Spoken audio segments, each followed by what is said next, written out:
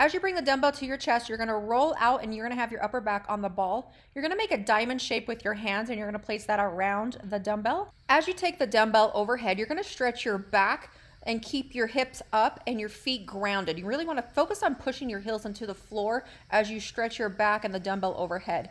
A cue here is that always keep your rib cage down. That's going to help from arching your low back and then pushing your hips up, really squeezing those glutes. Even though this is a back exercise, your glutes will be used to help support you. A full range of motion is to take the dumbbell from above your face and lower as much as you can with a good stretch in your back. Don't push it too much, you might pull a muscle. So allow your back to talk to you and let you know when you are good to stop. If once you feel that tension, bring that dumbbell back over your face.